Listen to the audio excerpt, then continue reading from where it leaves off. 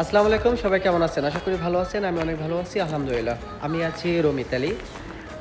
আমি ইতালি বিষয়ে বিভিন্ন কথা বলি। যারা নতুন আসতে চাচ্ছেন কিংবা নতুন আসছেন তাদের অনেক উপকার হয়। সেটা হচ্ছে দেখেন, ইতালিতে যারা নতুন আসবেন বাংলাদেশ থেকে, তো একটা বিষয় সবসময় মাথায় রাখবেন, কারণ হচ্ছে আমরা বাঙালি। আর বিশেষ করে আমরা গ্রামে যে মানুষগুলো থাকি, তারা একটা জিনিস সবসময় বেশি করে থাকে, সেটা যে মানে যেইখানে সেখানে পড়ছে হবে চাপ আসলে আমরা করে ফেলি। তো আসলে ইতালিতে আসার পরে আপনি দেখেন এই যে রাস্তাগুলা, এই রাস্তাগুলা কিন্তু দেখেন কোনো মানুষজন নাই।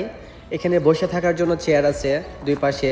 এখন এই যে দেখেন আশেপাশে কোনো মানুষ নাই, আপনি যদি এইখানে যদি প্যারসেপ করেন, এক্সাম্পল যদি আপনাকে কেউ দেখে আর আপনার জন্য যদি আপনাকে কমপ্লেন করে যে আপনি এখানে বসে প্যারসেপ করছেন কিংবা দাঁড়িয়ে করছেন, তাহলে কিন্তু আপনার অনেক টাকা জরিমানা হবে।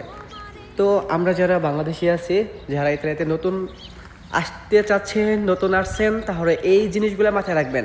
যেইখানে সেইখানে পেচ্ছাপ করা যাবে না, এটা সবসময় মাথায় রাখবেন। ওকে, সবাই ভালো থাকবেন, দোয়া রাখবেন আমার জন্য। আর যারা ইতালিতে আসতে চাচ্ছেন তাদের জন্য ওয়েলকাম ওয়েলকাম ওয়েলকাম।